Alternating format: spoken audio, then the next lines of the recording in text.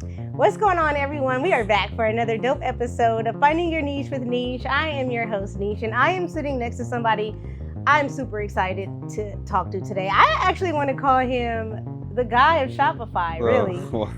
That's only one of the things that he's known for. Justin Phillips, thank you so much for coming on the show today. Thank you so much for having me. Beautiful place you got here. Thank you. What people might obviously recognize you from, know you from, is being the co-founder of Support Black Colleges. Mm-hmm. Congratulations on that and the success that you've been able to have with that so far. Thank you so much. So now that you are the Shopify guy, really the king of e-commerce, what would you say was your very first, I guess maybe sale that changed the game for you, where you were like, okay, it's lit, I can make a lot of money on the internet?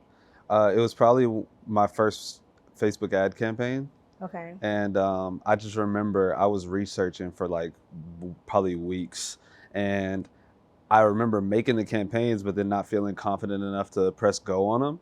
And then one day I walked in my room and I was just like, man, if you don't press go on this campaign today, you'll never do it. And then I was like, all right, let me just try it, press go on it, and then just started making a lot of money from it. And then I was like, wow, like this is real.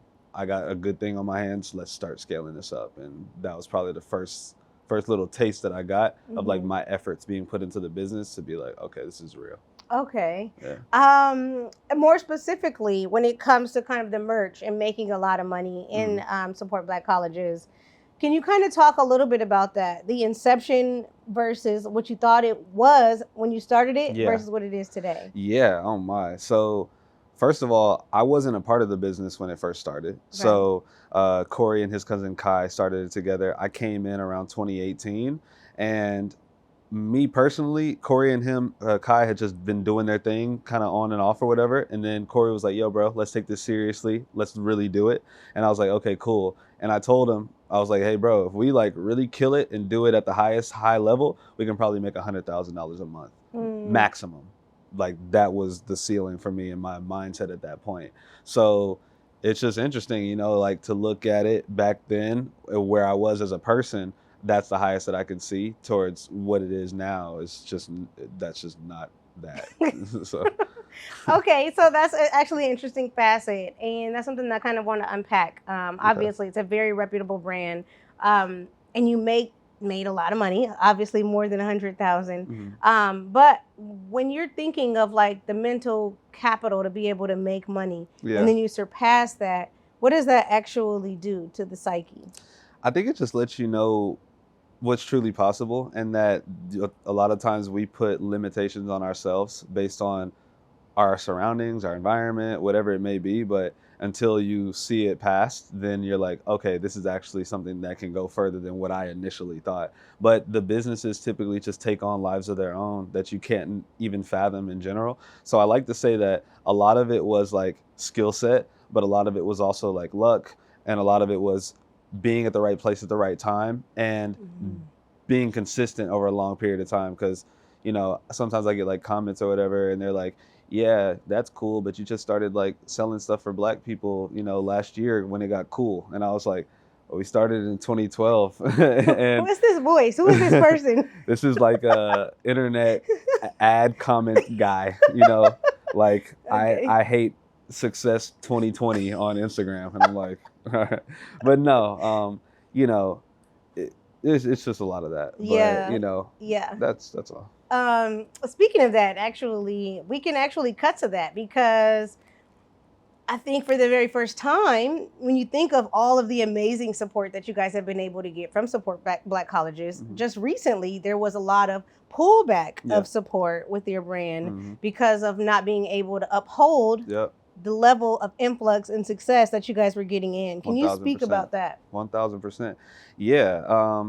You know, it's hard to prepare for some of the things that you desire. So it's like, you know, we prepare to do these huge Black Friday campaigns and successful months and et cetera.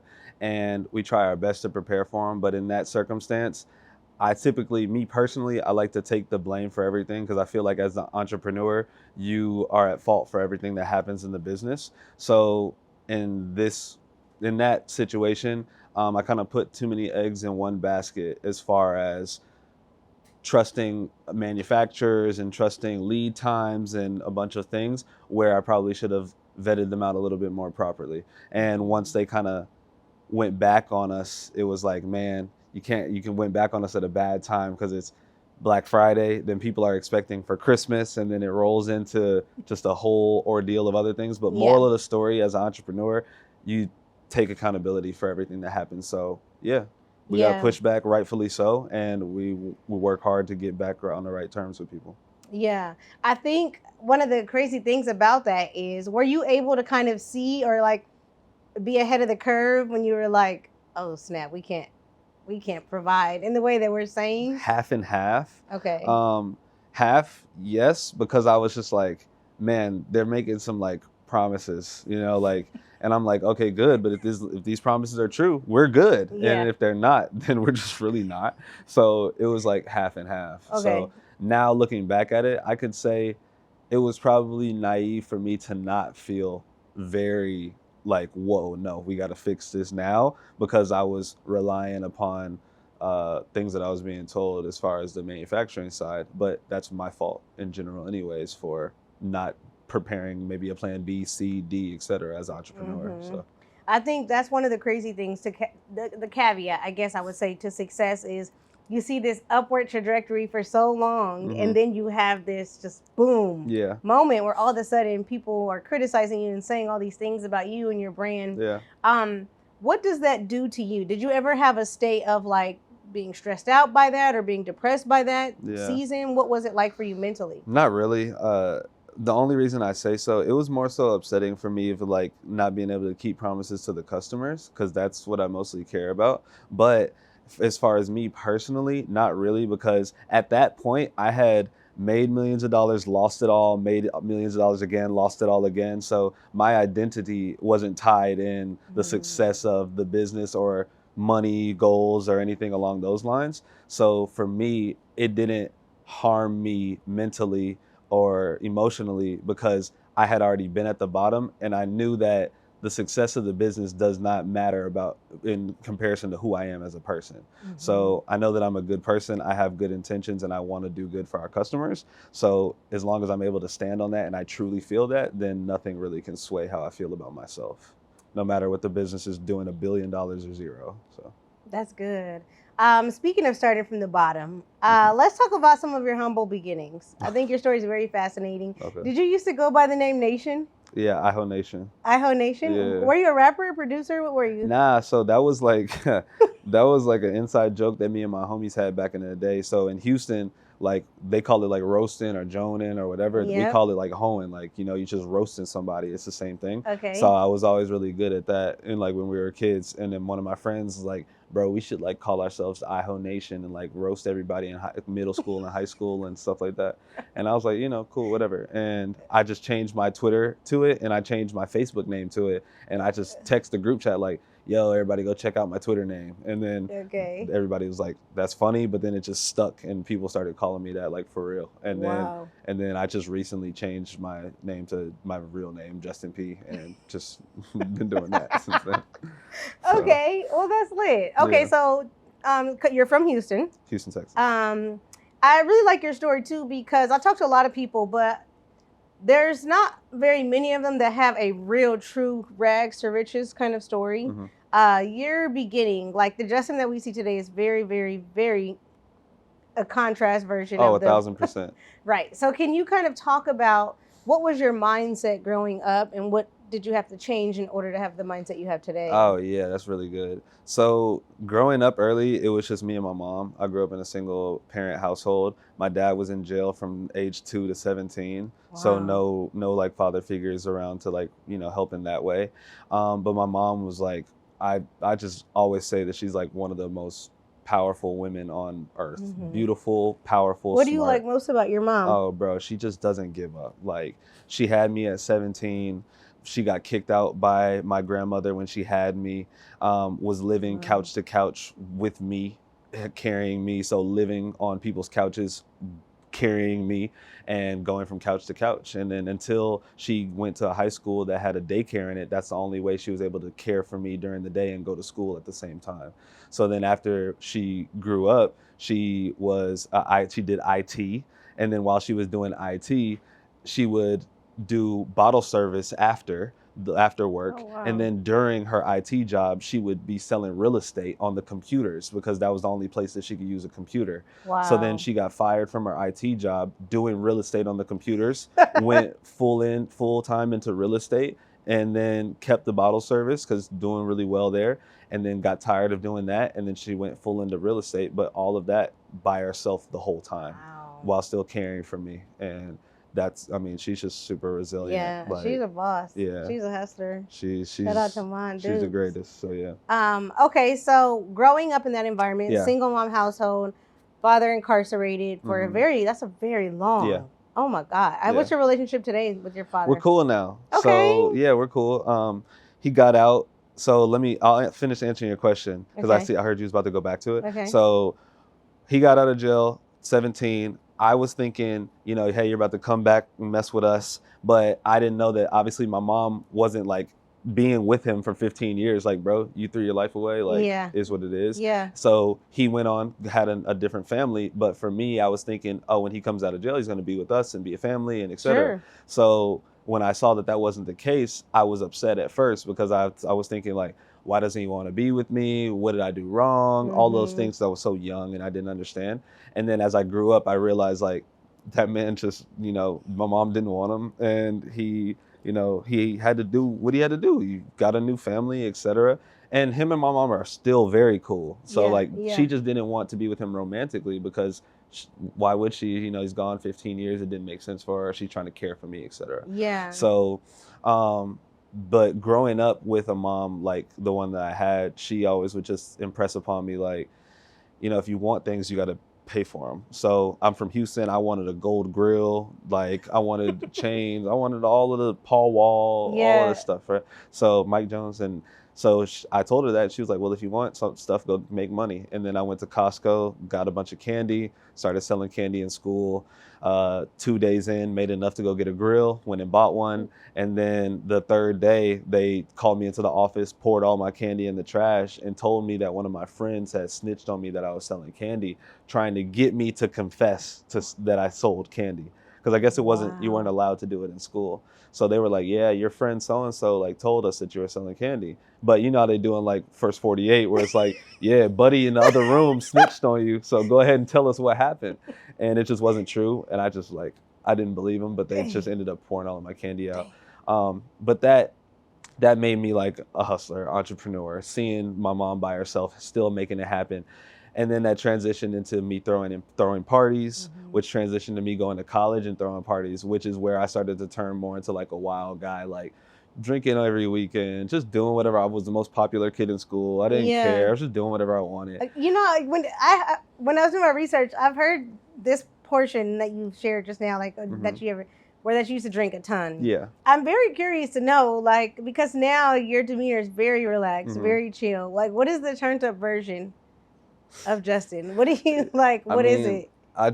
It's like almost the exact opposite. Like, I drink, I get loud, I jump up and down, scream, party, not scream, but like, I have fun. Yeah.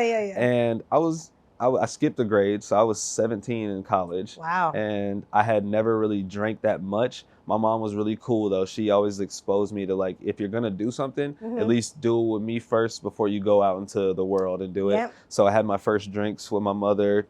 And then I went to school and I was like, I don't really want to drink. And when I got there, I went to a party. I was throwing a party because I was already throwing parties in high school, so I wanted to do it in college. So I threw a party my first week in college. And I remember it was this DJ, his name DJ Cash Rag, great guy, and Caribbean DJ.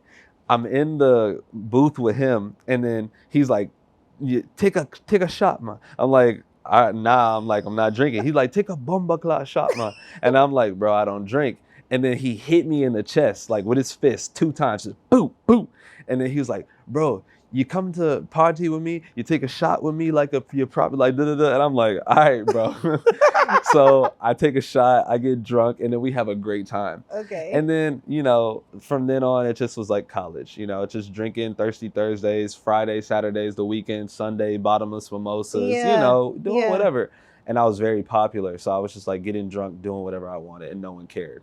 So it was that. But then I started since I got into that scene early, because I was already kind of doing it with high school, because my mom was like in bottle service, let me come to the 21 and up clubs, etc. It kind of turned into like, all right, I've done all of that, but that's not what I want my story to be when I leave college. And I understand that if I want to be successful, then I have to be willing to give certain things so that I can have certain things that I desire. So I gave up sex, drinking. I never really started smoking. I didn't like it. And that's when everything started to transition. So when I came and moved down to Atlanta and Corey was, like welcoming me into his home, he was thinking he was getting the college version of me, because like I would invite all of the people to the house. We would get drunk. We would do all of that. Yeah. But I like went in my room, locked myself in there, read books all day, didn't talk to no one for 90 days, and just was like grinding. And then he was like, I don't know who you are. And I was just like, I had to be a different person to get what I wanted. Yeah, I love that story. So just on the party thing for a little bit, because Okay. I want people to kind of get a different side of you that they don't normally see. For those people who are still interested in the party scene, can you give them a gem to throw in a good party? To throw in a good party? Oh, man. What did we used to do back in the day? We would pay kids and we do this for our business too. We would pay kids at the school to go and hit all of the dorm rooms and put flyers under the door and give exclusive discounts to the party that you can only get from the flyer.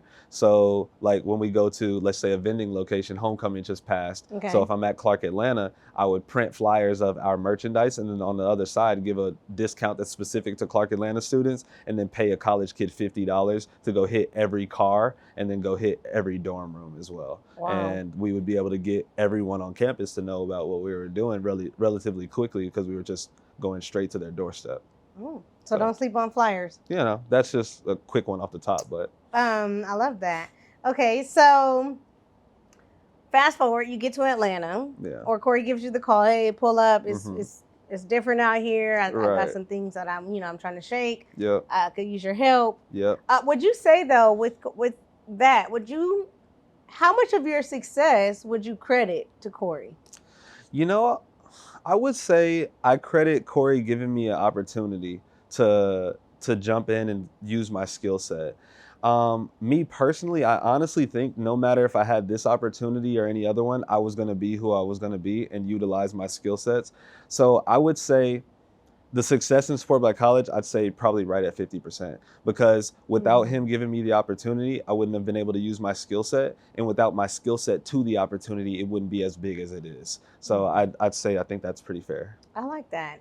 And with him coming here, or with you coming here, him already being here and saying, I have this project, I kind of want to revamp it. Yes. Does it feel like it's going to be something that's extremely overwhelming at first, or were you kind of like what you just said, I know my skill set, I know what I can do, and let's make something pop? It was pretty much that, but it was that with a mix of like, this should be interesting because it's like a new situation, because you got to remember, we didn't talk about this, but I was in Houston, I had a job, quit the job, was making like $700, $1,000 a month with like social media clients. I was cool at that point. I just like being creative. So living in my apartment with all of my cousins, 5 of us in a 1-bedroom. And I was cool. So like that was success to me. Like that was, as long as I was making more than I was spending, I was wealthy, because wealth is a ratio, not a number. So I was making a lot more than what I was spending. So I was wealthy in my own mind. Can you unpack that a little bit? Wealth is a ratio, not a number. Yeah, because most people would say like, oh, once I hit $1 million, 10 million, 20 million, whatever, I'm wealthy.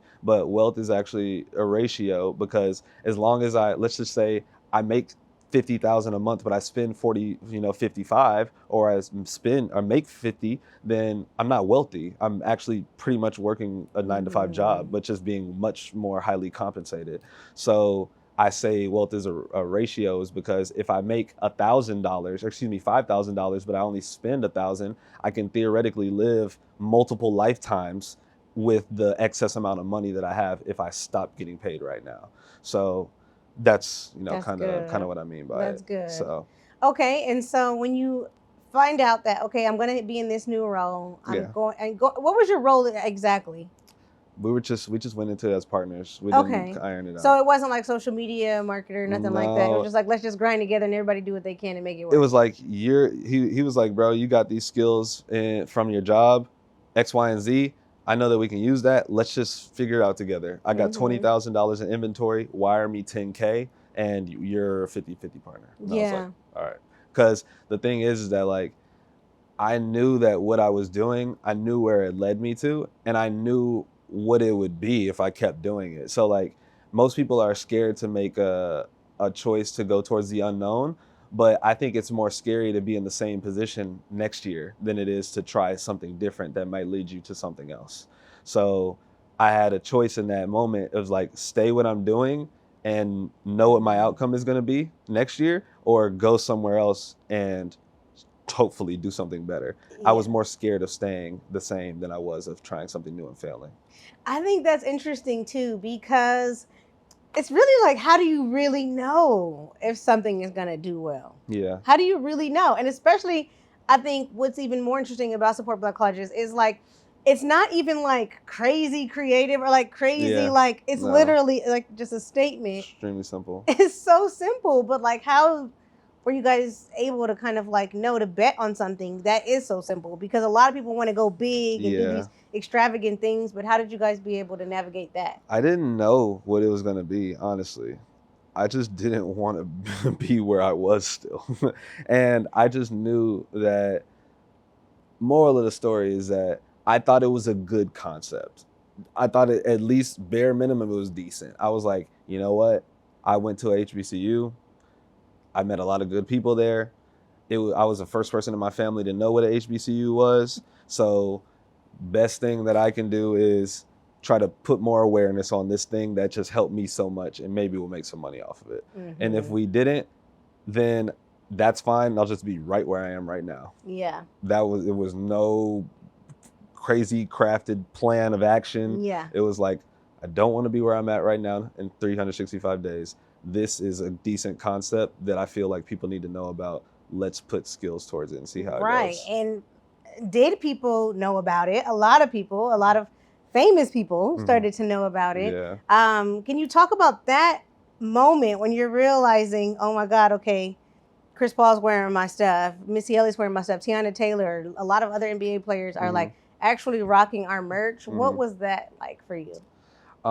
It's weird because it's one of those things where it's like, you don't, even now, it's like you don't really just come up for air and be like, oh my God, look at how cool, it's just like, we're like, oh, Chris Paul, like, all right, keep working. Like, just like we kept going. But to look at it now, it's dope, like it's just great to see people of that caliber standing behind a cause that you believe in and that they believe in too. So I think that that's the dopest part about it, is that you can network with people and you can talk to those caliber of people based on a similar goal that you have, which is amplifying the universities that allowed us to go to them when no one else would. I love that. And speaking of that, because we're going to unpack that in a couple of seconds, but was there anybody that you were able to maybe almost get your product in front of, or almost get them to wear your merch, but it just kind of fell through, that you can speak to? I'm trying to think.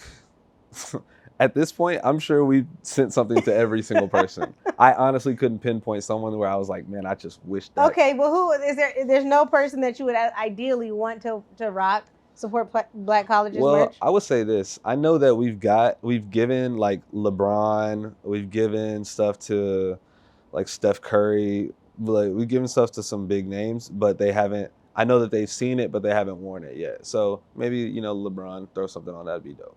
Okay, yeah, that's good. Okay, so fast forward, obviously, Support Black Colleges is extremely successful. You guys even have celebrities wearing the merch. But you kind of take a leg off of Support Black Colleges and become I don't know, not necessarily extract yourself from the brand, but you kind of like create a lane for yourself, which I'm calling you the guy of Shopify. You can have that if you want. There we go.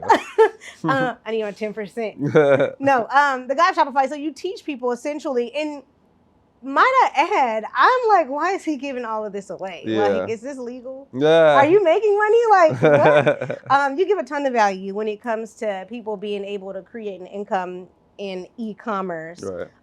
Can you talk about what your relationship to e-commerce, at least your business relationship with e-commerce, has meant to you? Yeah, no, I love it. Like, I didn't realize how much I enjoyed teaching until I started teaching people. So the kind of relationship that it started with was with my friend Nehemiah Davis. We were at a mastermind one day. He said, it was my first time ever meeting him. I sat down. He said, "How much money you make this month?" And that was the first thing he said to me ever. And I was like, 650,000. And then he was like, "Well, did you teach anybody how to do it?" And I was like, "No." And then he was like, "Well, that's pretty selfish, don't you think?" And then I was like, "Okay, I see your angle. Like, you're pushing a wild agenda right now, but I understand what you're saying." And that day he just challenged me to write an ebook.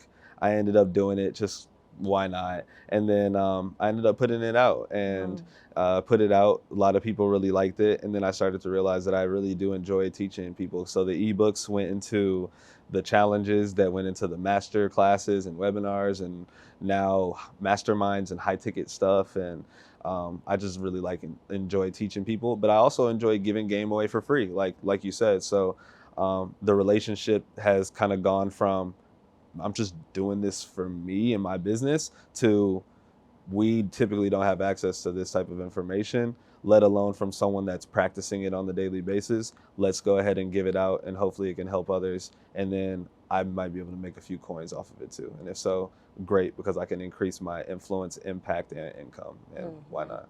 I love that. Okay, so wow, what a way to start a conversation. Shout out to Nia. All right.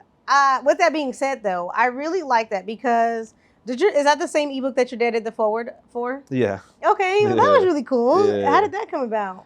I don't even know. He's funny. So like, he's probably something like, "I see you writing books now, Jay." And I'm like, "Yeah, bro." He's like, "I need 3% because, you my seed, this and that." And I'm like, "Well, you're going to have to work for that 3%. You want to do the forward or something like that." Yeah. That's the loose version of how the story went. But well, that was really cool. Something along those lines. When I learned that, I was like, "Oh, that's kind of dope." Full circle moment there. Yeah, super cool.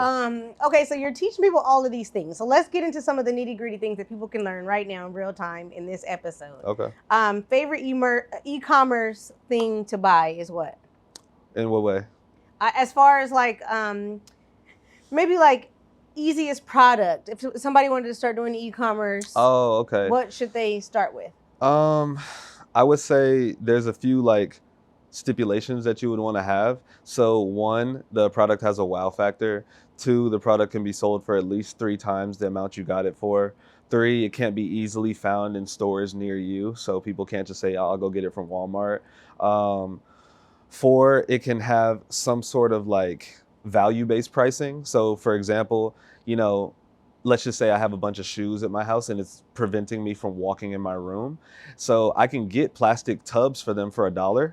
And if I said I wanted to sell them for $3, that'd be 3 times the amount I got them, but that's not equatable to the value that they give me. So I could sell them for $14.99, $19.99 because they cleanse and tidy my room and allow me to walk now. So you wouldn't make much money in profit if you only sold it for 3 times what you made. So those are a few off the top, just products that fit in line with, some of those different stipulations. Yeah. And I feel like there's been a wave. I don't know, you can correct me if I'm wrong, but there's been a wave of like people and interests who want to actually start selling like t-shirts and merch and stuff like that. Yeah. What would you say are some of the benefits to starting a t-shirt company? I think the benefits are, and the way that I like to teach too, is that it gives you longevity, because typically what you see is, people might want to start an Amazon store, dope business, got friends killing it in the business, but you don't get the customer's email or phone number. So you can't market to them long term in the future. Someone might say to like drop ship fidget spinners and stuff. You might be able to Oh, kill it for yeah. like 2, 3, 4 months, but it doesn't really have a lot of longevity. You're going from product to product all the time. So I think when you build a true brand like Coca-Cola, Supreme, or all of these other companies, it's like this, you're building it because of two reasons. One, you want to make it huge and exit and make a lot of money. Or two, you want to make it huge and then be able to pass it down to family. But you have to have a brand to be able to do that, because you can't pass down no customer list. You can't pass down fidget spinners because they might not be popular. But if you have a brand that stands for something and is profitable and also has brand awareness outside of whatever, then that's something that you can exit and sell, in the long term. So I like I that. typically like to teach people to like, do something that you can be doing for a long period of time rather than something that'll just fade out, sooner or later. And speaking to branding, what would be some brands that you personally enjoy studying and who you think are literally like icons when it comes to Yeah. branding?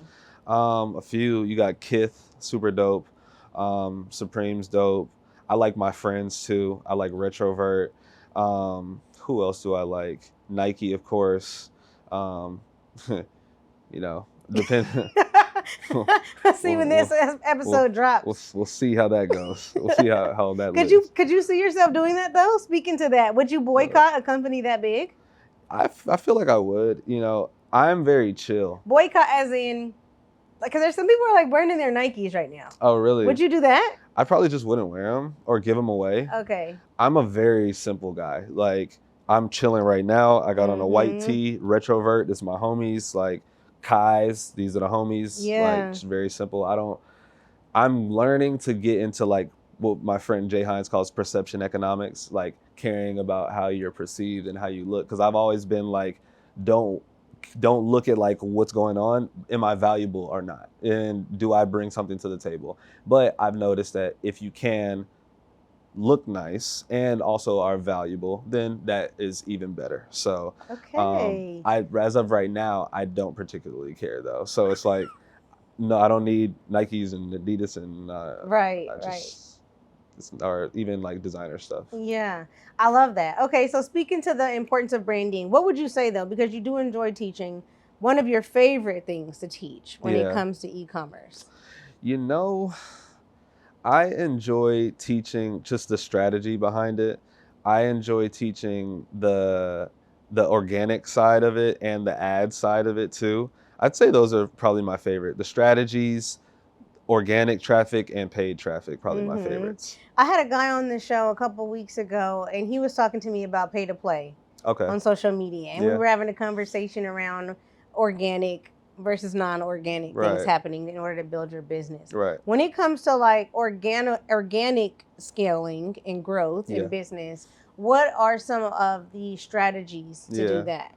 Yeah, sure. So, well, I always say this is that you typically want to start with like one channel and one product and like one avatar that you're marketing to. And it's funny, but it's like when you think about it, it's like a lot of people are like, man, I gotta be on TikTok, I gotta be on Instagram, I gotta be on Facebook, Google, Twitter, like I have to do everything. But in reality, you get much further when you like focus, all right, this is the product that I sell. I'm gonna master organic TikTok right now because TikTok is where all of the eyeballs are now. And once I master organic TikTok, then and only then will I add on TikTok influencers. Then once I master that, I will do paid traffic for TikTok. And I'm staying within one realm. I'm mastering it and then going on to the next and scaling that up. So I would say for the organic side though, like some tactics that I'm using, I use a lot of TikTok tactics. Like go into the search on TikTok. This is my favorite right now. Go into the search on TikTok, type in your niche, use the filters to filter it by last 3 months, most liked post, and then you're gonna get a bunch of viral content that you can just recreate or iterate, not copy, but kind of iterate and borrow from and be inspired by to make your own organic content. And then once you see what's working for you organically, you can put money behind it in paid ads because it's already working. So depending on where you are situationally, as far as finances are concerned, it's going to depend whether you start with paid, start with organic, or whatever it may be. I love that. So one thing that you said a couple times was being able to master one platform, right? Yeah. I feel like that word master is almost like subjective or kind of relative. What would you consider mastering something? Yeah, in the sense that we're talking about now, it would be the channel that you are managing is growing without you being working inside of it. So, for instance, I do TikTok organic. I do all that I can to grow it. I now have a team in place that is doing it, and now TikTok organic is growing without me putting in anything to it. That now has been optimized and mastered, and now I can move on to the next thing. Okay, that's good. So basically, when you're in a position to where you can be hands off. Yes, and it's still growing, And it's not still stagnant, growing. still growing. Okay. Yes. And then when you say when I say hands off, does that also include like, because obviously you're the face of your brand, so you still have to shoot the content, you still have to get have the content shot. Depends. Okay. Depends on what kind of business you have. So if we're talking about like for my personal brand, yes. But if we're talking about for products or like, there's brands that don't ever show face at all, you necessarily don't have to. So personal brand, I'd say yes. Product-based businesses, arguably no.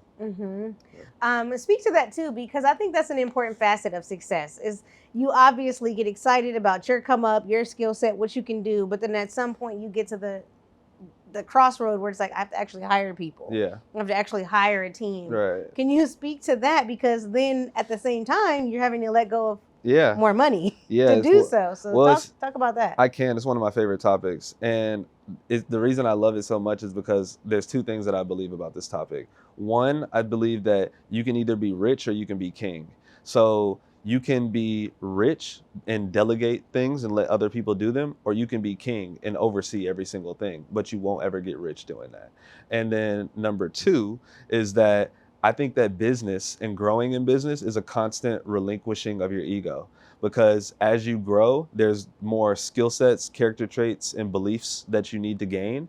And you cannot gain those unless you release your ego.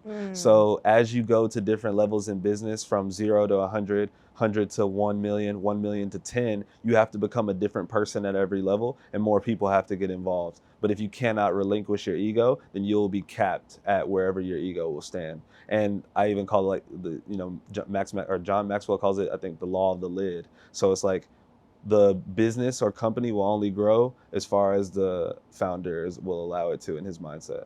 Wow, I love that. I actually am very fascinated with the discussion around ego. Do you have a story that you can tell where you had to realize, oh snap, I actually need to get my ego in check in this moment? I feel like it happens often, honestly. Really? I feel like it, and not because I'm just like so ego driven, but so there's a really good book, Ego is the Enemy by Ryan Holiday. I might have read it at least 7 to 10 times. It's just so good. Wow. And I'd say that, in general, I'm not really like over the top, like do what I say, like ego type of guy. But I think when I was reading the book more so, it's just like, oh, okay, like I needed to get that in check. Like, but it wasn't like outwardly showing itself because it was so small in me already. I think because of like practicing of like, meditation and things over time. But I can't think of anything where I was just like, oh, outwardly tripping and had to be checked. Like, oh, nah, like you're tripping. Yeah, because they were small. Yeah, but you didn't give them time to grow because you were able to check them. Right? And I think I probably beforehand, when I was in college, oh my God, my ego was probably just wherever it wanted to go. Yeah, you were the guy. So I would say, but it was unknowing. That's the crazy part. It's like I was just unknowingly flailing my ego wherever I wanted it to go. I was just drunk. I was just popular. I was like, I didn't care. I was just like doing what I felt I was able to do. And I just didn't have any regard for it. But now, going into it, like even in Ego's Enemy, one of the quotes in the book is like, John D. Rockefeller would pull himself to the side and have talks with himself and ask himself and say, are you going to let this money like that you have because you're the richest man in the world, like blind you from everything? Or, and then he would always tell himself like, vain men only hear praise. And I was like, that's so good, because don't ever get so vain to where like you only hear the good things that people say about you. So now as I live my life, I'm always just like, all right, like, yeah, congrats, like, you did your thing, but like, hear the praise, hear the bad, and use the bad as constructive criticism, because sometimes they're right. And so I don't know, I'm just a lot more in check now. I love that. Okay, so let me stay on that for a little bit. Okay. The idea of speaking to yourself, right? So one of the things I'm fascinated with is how people can have essentially, breakthroughs from thoughts that may have kept them captive. Yeah. When it comes to the voices that we hear in our heads on the daily basis, what is a voice that you have to keep in check in your daily life? I think it's just like the voice, like, you do it tomorrow. Like, I can wait, and I'm just like, that's probably the strongest one. Other than that, it's probably stuff that everyone else deals with. Like, you sure you can do that? Like, are you qualified to do that? Like, stuff like that. I don't know. There's a few that come to that in my mind. And speaking of just like mental work, because like you said, obviously you've been able to name like at least 3 books so far in this conversation that have helped you actually become successful. Can you talk about the mental fortitude that you need that also contributes to your success? I would probably say, the book came to my mind when you said that. There's a book called Breaking the Habit of Being Yourself by Dr. Joe Dispenza. And I just got on Joe. So good. I did a meditation with my husband with Joe, I think this morning. And it's like unreal. So good. I got to do it a little bit. I was trying to do the one where he's like, you have to basically pull you pull your belly button to the back, to your back, then lift it up and then pull it through to the top of your brain. Do you know how to do that? No, I haven't done that one. I do induction and like some other stuff too. What's induction? Induction is like where you sit down and pretend as if warm water is coming from the bottom of your feet all the way to the top of your head, and then like you do it slowly over time. Do you do it standing or sitting? Sitting. I do it every day in the shower. Oh, okay. So you do actually have warm water coming. Yeah, but it's not like filling up. I'm just yeah. But at least you're in the environment to where you can incubate it to some degree. But typically, like, I meditate. I try to meditate every day. Really? Sometimes I do, sometimes I don't. But when I do, 40 minutes a day, just really What great do you practice. think meditation has done for you? Oh my God. Yeah, that's how I killed the ego. I remember, that's a good one now. Because I was thinking about, one day I was playing basketball and I was just like, me and this kid were like going at it. And then I hit the game winning shot and I called him out of his name. And in my head, I was like, wow, that was very aggressive. Like, I don't want to act like that. Like, I've realized that is not like my true personality. Like, something outside of me did that and it didn't need to. So then when I got into the shower and I did my meditation, part of my meditation is like, I tell myself, what traits did I exemplify last week that I don't want to carry into the next week? And one of them was the aggression and the anger that I had in that basketball game. So what I do is I remember and visualize myself in that moment. And then right before I do the trait or do the thing that I did, I just say the word change, and then I don't do it anymore. And then now whenever I go into that environment again, when I'm playing basketball, when I'm playing, then like I go back and forth with him again. Now it's cognizant in my head to like, whenever that word or whatever anger, aggression wants to come out, I'm just like, no, it's like change. And then I don't do it anymore. So then over time, getting good at that, I was able to change every part of myself that I didn't like. And it was like a 2-year process, every day meditation, but I was able to get rid of aggression, get rid of ego, get rid of self-doubt, get rid of all of the things. Wow. So, I think that's awesome. First of all, congratulations. No, I appreciate that. That's very commendable. Neuroplasticity is a wild thing. So. Yeah, it's definitely different. Going back to the Shopify a little bit, but also staying in line with the mentality and the mental aspect of, becoming successful. When you start seeing these numbers go up and you, for some people, come from nothing and all of a sudden you have something. Right. How or what advice would you have or give to people when it comes to like not letting the money change you? You gotta live below your means, bro. Like, that's so hard to do though, especially if you got nothing and you want to like. It's hard to do if you have an ego. It's very hard to do if you have an ego. Mm. But if you don't, then you don't have anything to prove. You don't have anything to gain. You have nothing to lose. You have nothing to show. So what does the money even mean? And then let's be honest, like, you know, when I had everything and I lost it all, I was like thinking about it and I was like, wow, I don't have money. And this is what people look at as success. So when I went from having everything to not having everything, I had to ask myself, like, who am I without Mm. money and without a successful business and without all of these things? Because I was on the verge of losing all of it. And I just realized that I'm a great guy. I love my friends. I love my family. My family loves me. I am a hard worker. I go the extra Mhm. mile for people, all of these things.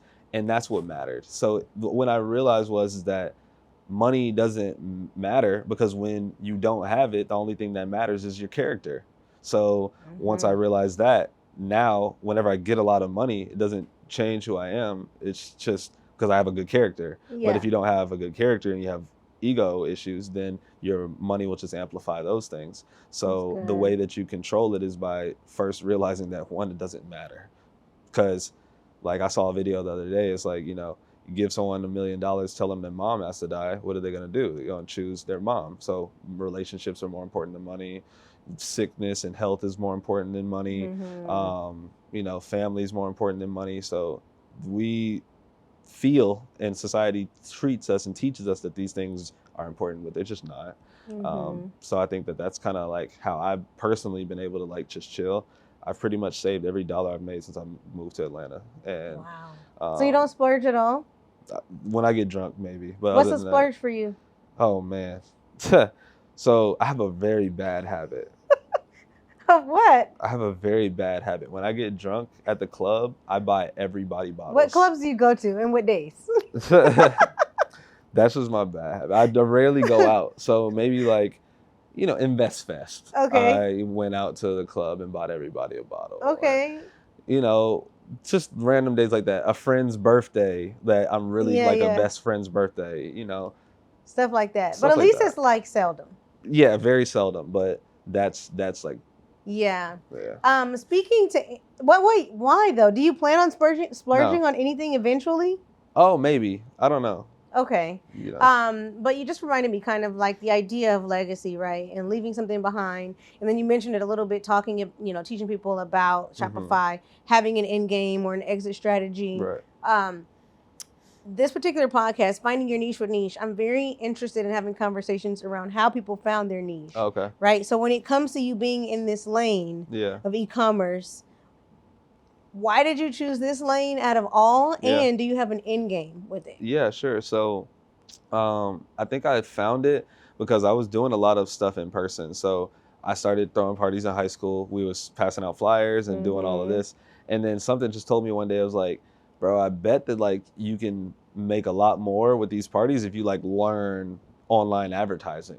And I started to learn that. Then I got a job in online advertising. Mm-hmm. And then I just started to transfer those skills into e-commerce. So I was like, okay, I'm seeing, like, ads and stuff like that. Like, I did social media marketing agency before, bought a course for that, then bought a course for, like, doing drop shipping and stuff. And then I'm like, okay, like, I'm clearly drawn towards these things. And then I just started to apply those learnings into Support Black College. And then once we saw success with e-commerce, I just kind of stuck with it. And then now it's just been like vertically integrating the same thing. Mm-hmm. So it's like, we were doing e-commerce. Now I'm teaching people e-commerce. Now we might be, teaching even more higher level business owners. Now I might go into teaching coaches how to make money online, because we Mm-hmm. mastered that really, or doing that really well. So I think that's how it just kind of started Mm-hmm. offline, realized that money could be made online, and then just scaled it all the way through. So, but would you consider e-commerce to be the end all be all? No, I wouldn't say so. I think that, me personally, I like, kind of, my life moves in seasons, kind of. So much like probably everyone else, but there's a season of doing physical products, Sport by College. There may be a season of teaching. There might be a season after that where you make a ton of money, and I want to get into, like, tech or software or something. Mm-hmm. I might want to have a portfolio company acquiring e-commerce businesses and putting my expertise in them. It's definitely not the end game, but I'm sure I'll be doing stuff online in general and have some sort of direct-to-consumer portfolio as I grow. Okay, I Yeah. love that. So for the people who do want to follow behind your footsteps, though, and they want to stay in the e-commerce, or maybe they're just getting started, Yeah. what are some of the pitfalls that you can help other people not go through that were huge for you? Huh. What did we go through? Man, you got to learn how to manage your money. It's a very important one. Got to learn how to delegate properly. Oof, what else? Delegate, what do you mean? Delegate properly, like, and in the rights. You know what? The biggest one, this is actually the biggest one now that I'm thinking about it. It's doing things in sequence so that you can actually achieve your goals. And Give me an example. perfect example. So let's just say your goal is to become the president of the United States. Okay. If you ran right now, you would never achieve that goal because I don't know your age. So Yeah. you might not be 35. You haven't been a senator. You haven't been a congresswoman. You haven't done any of the things that qualify you to be able to run for president. So if your ultimate goal was to be president and you kept trying to do that every year without the qualifications, you would never hit that goal. So one of the biggest things that has helped me in my career in general was realizing what my ultimate goal was and then reverse engineering it, but stripping it down to doing one thing at a time. Because typically we'll do like 3 and 4 things at a time. We'll be extremely mediocre at all of them, but have the audacity to believe that we can compete with someone that's doing one thing at 100%. So one of the biggest pitfalls I was able to avoid was realizing I loved to do, well, one, I had to be a man, work out and be a family guy and this and that. Sport by college, personal brand. I like real estate. I like crypto. I like all of this stuff. But I had to ask myself, what is the one thing that I can do that will allow all of these things to happen? And what sequence do I need to do them so that I can accomplish my ultimate goal? So I realized that if I have a personal brand, then I can direct that at any direct-to-consumer business, and I can grow that over time. So it's important to build a personal brand. I build a personal brand, I can make money doing that, and now I can invest that into real estate, crypto, and etc. But if I do them all at once, I'll never be good at any of them. So now I've sequenced my life into doing one thing, and knowing that even though I might not do all of the things that I want to do right now, maybe in a year, 2 years, 3 years, they will all eventually happen, and I will ultimately be able to achieve what I want to achieve. And I don't think most people ever get there. Yeah, I think that's a good point. Okay, so that's great. Great advice. In layman's terms, Yes. what would be the best first thing that somebody should do? Literally anything that has leverage. And I'll explain. Pick something, first of all. But if you're thinking about what opportunity to pick, I learned this from a guy named Alex. You want to pick something that has good leverage. Number one, it's in a growing marketplace, growing year over year, not declining like newspapers or something. 2, you want to have your customer be easy to target. So very hard to make money if you can't target the person you're trying to sell something to. Number 3, they have to have a very strong pain point that needs to be solved. Because if I have a toothache, but I can chew on the other side, not really worried about solving it. But once it actually hurts bad to where I can't talk, I need a doctor. So they need to have a pain point. And then also, there's one more thing. So target them easy, pain point, they need to have the money to afford your product. So, you don't want to be teaching folks how to, spruce their resume and asking for a high ticket price point when they clearly don't have a job.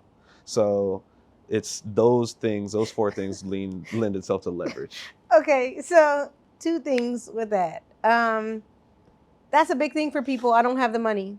Yeah. How do you get the money? For doing what you want to do. How do people get capital? Me personally, I'm a bad person to ask about this. Okay, why? Because I love what a lot of my friends do.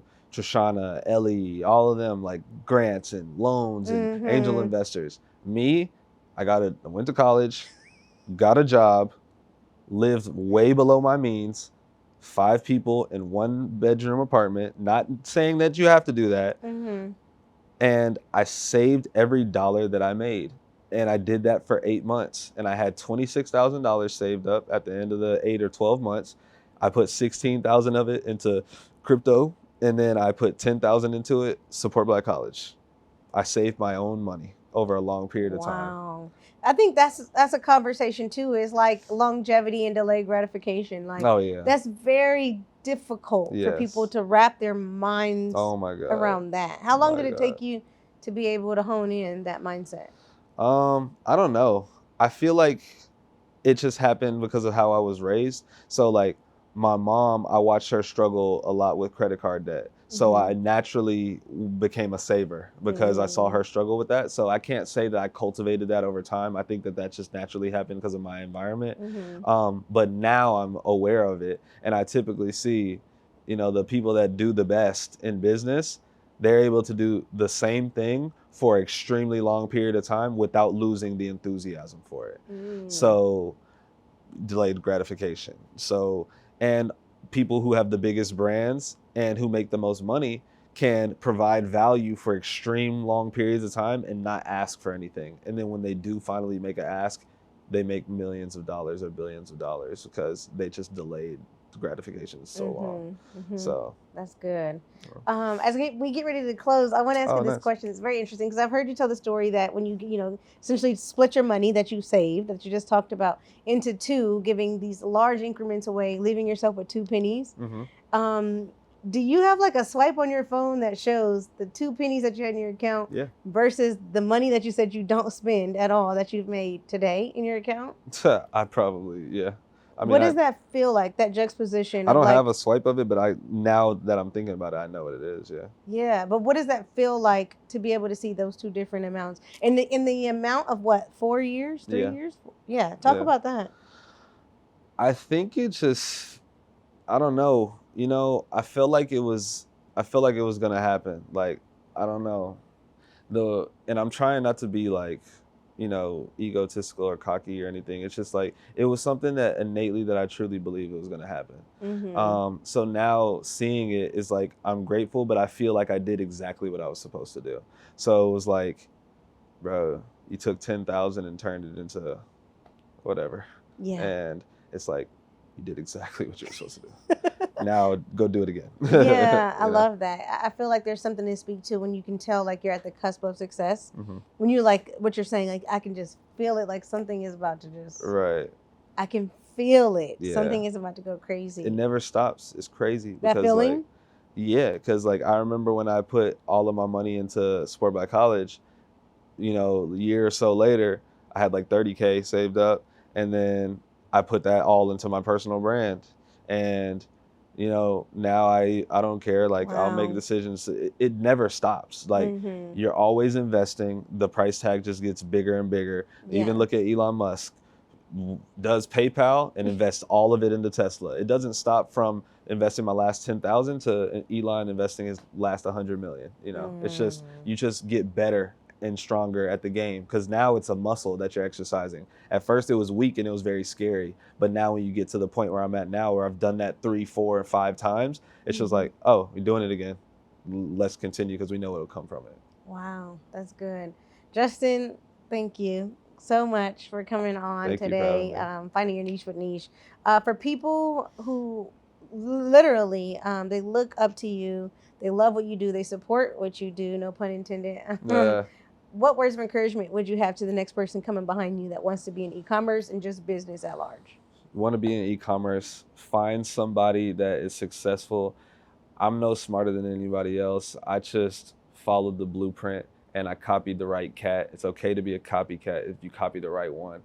And I would say it's almost impossible for you to not be successful if you do the same thing for 10 years plus and you don't look in any other direction. So hopefully that helps somebody.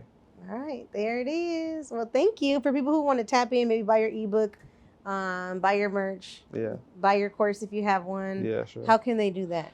Instagram's Justin P, TikTok's Ecom Justin P. Same with YouTube, Ecom Justin P. Feel free to support in whatever way you want. Thank you. Thank you.